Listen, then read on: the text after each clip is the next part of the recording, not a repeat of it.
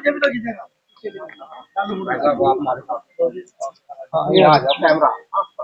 आ जाओ तुम भी यहाँ साइड में जाओ, इधर आ जाओ यहाँ।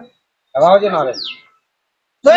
समाज पार्टी जिंदाबाद जिंदाबाद जिंदाबाद, प्रकाश राजभर जिंदाबाद जिंदाबाद जिंदाबाद, सीताराम भार्गव जिंदाबाद जिंदाबाद जिंदाबाद, भारतीय समाज पार्टी जिंदाबाद जिंदाबाद जिंदाबाद। भार्गव जी, आज सहारनपुर आना हुआ तो क्या खास वजह रही? सबसे पहले आपके चैनल को बहुत बहुत धन्यवाद। आज सुहेलदेव भारतीय समाज पार्टी द्वारा पश्चिमी उत्तर प्रदेश अल्पसंख्यक अध्यक्ष भाई गुफरान अली जी के नेतृत्व में पार्टी के कुछ चुनिंदा पदाधिकारियों के साथ जो है बैठकें रखी गई थी, जिसमें आगामी जो है पंचायत चुनाव को लेकर के हम लोग चर्चा कर रहे हैं। और पश्चिमी उत्तर प्रदेश की 26 जिलों में हम लोग जिला पंचायत का चुनाव सुहेलदेव भारतीय समाज पार्टी लड़ाएगी। तो इसी को लेकर के सभी जिलों में भ्रमण हमारा लगा हुआ है। अभी इसके पहले मैं मुजफ्फरनगर में था और इस समय सहारनपुर में हूँ। 5 बजे के करीब में जो है आपको जनपद बिजनौर में रहूंगा। बुलडोजर नीति जो चल रही है आजकल प्रदेश में, आप प्रदेश के सरकार के घटक हैं, तो क्या इस पर आप आवाज क्यों नहीं उठाते हैं जो निर्दोषों पर चल रही है? देखिए, हमारे आपके घर पे तो बुलडोजर चल नहीं रहा है। जनता है, हमारे आपके घर पे तो बुलडोजर चल नहीं रहा है। जो कृत्य किया होगा या उस तरह का कार्य किया होगा उस पे बुलडोजर तो चलना चाहिए। ये तो जनता भी मांग करती है। भाई, गरीबों की मड़ैया को जबरन कब्जा करके जो धनपशु लोग हैं उन्होंने कब्जा कर रखा पिछली सरकार में, और यह सरकार न्याय दिला करके वहां गरीबों को आवास देने का काम कर रही है, या प्राथमिक विद्यालय के लिए ग्राउंड बना करके खेल कूद का मैदान देने का काम कर रही है। तो समाज को तो इससे आगे आकर के और भूमिका निभाना चाहिए कि सरकार अच्छा काम कर रही है। पिछली सरकारों में आपने देखा नहीं किस तरह का दंगे फसाद या सरकारी जमीनों पे कब्जा करना, इस तरह का कृत्य थी। तो इस सरकार में ऐसा नहीं है। हम लोगों को जो चश्मा है, चश्मा तो बदलना पड़ेगा। हम लोग अगर देखें 2017 से पहले उत्तर प्रदेश में क्या कृत्या थी, 2017 के बाद क्या हुआ है, तो ये सारी चीजें आकलन करना चाहिए।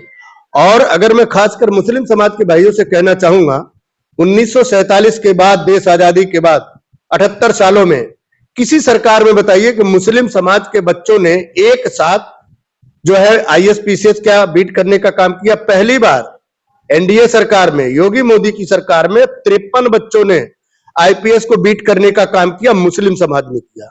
पिछली सरकारें क्या करती थी? पिछली सरकारें भाजपा से डराती थी, हिंदू मुसलमान कराती थी और मुस्लिम समाज के हाथों में लाठी डंडा और पत्थर देने का काम करती थी। उनको शिक्षा से महरूम रखती थी। उन्हें कहते थे कि क्या नाम, भाजपा आएगी खा जाएगी। 2017 से 2026 में बताइए किसने मुसलमान समाजों के ऊपर अत्याचार हुआ है? जिसने शोषण समाज का किया है। अगर वो शोषण किया है और गरीबों के जमीनों को कब्जा कर रखा है तो कब्जा मुक्त तो होना चाहिए और समाज में भय मुक्त सरकार मिलनी चाहिए। जो गुंडा राज था, अराजकता था, भय का माहौल था, वह इस सरकार में नहीं है। हमें आपको इसको खुल करके साथ देना चाहिए।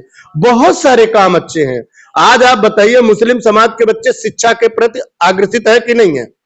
कोई भी मुस्लिम समाज का बच्चा क्या डंडा लेकर, पत्थर लेकर कहीं दौड़ रहा है? तो ये हम लोगों को खुशी की बात है कि कम से कम इस सरकार में बच्चों को जो है शिक्षा की तरफ प्रेरित किया जा रहा है, सरकारी नौकरियों को लाभ देने का काम दिया जा रहा है और बहुत सारे ऐसी चीजें हैं। चाहे आयुष्मान कार्ड को देख लो और किसी ऐसी चर्चा को देख लो, सबका साथ सबका विकास है। तो कहां इसमें सरकार कोई भेदभाव कर रही है? केवल जो विपक्ष है, खासकर सपा ने अपने शासनकाल में केवल जो है मुसलमान समाज को गुमराह करने का काम किया। 4 बार सपा, 4 बार बसपा उत्तर प्रदेश में सरकार बनाई। बताइए मुस्लिम समाज को कहां अग्रणी भूमिका रखने का काम किया? किसी मुसलमान समाज को क्या डिप्टी CM देने का काम दोनों पार्टियों ने किया? मुख्यमंत्री अखिलेश यादव रहे, क्या मुसलमान समाज के लोगों को काम किया? कुछ किया हो तो बताओ। केवल आपको झगड़े और फसाद में फंसा करके अपनी रोटी चमकाई और राजनीति करी, कुर्सी हथियाई।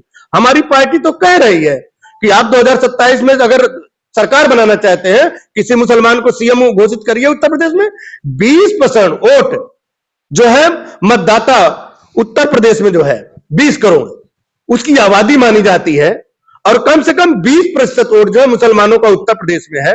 तो क्या उसकी नुमाइंदगी नहीं होना चाहिए? हमेशा साइकिल के पीछे बैठा करके सपा वाले मुसलमान का वोट लेके सरकार चलाएंगे तो जो सपा में जो मुसलमान नेता, वो लोडर है, नेता नहीं है, बोल नहीं सकते, बोलने की हैसियत नहीं है।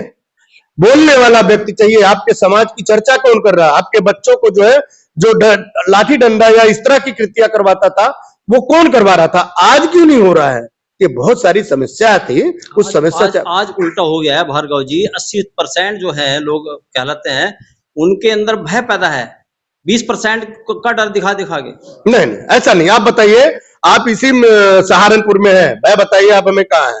आपके साथ कोई भेदभाव है? लोगों में आपके साथ कोई भेदभाव है? 80% लोगों में भय है, भय का माहौल है। नहीं, देखिए, ये तो विपक्ष का जो है एक प्रकार का अड़ंगा है। जिस तरह नारी शक्ति को 1947 से लेके हम 78 साल में, 30 सालों से नारी शक्ति को, जो लोकसभा विधानसभा में जिनकी आरक्षण के मुद्दे चल रहे थे, कांग्रेस चाहती तो 1996 में जब ये बिल लाया गया था, 2014 से पहले लागू कर सकती थी, लेकिन इच्छा शक्ति नहीं थी। चाहे वो सपा हो, चाहे आरजेडी हो, या ममता बनर्जी, जो विपक्ष के जितने नेता हों, वह इस बिल को पास करते तो उसमें मुस्लिम समाज की बहनें भी लोकसभा में जाती, कानून बनाने का काम करती। अब बार बार आप आरक्षण के लेके बात चल रहे हैं, आप बिल तो आने देते। आज महिलाओं को क्यों भागीदारी आपने रोकने का काम किया?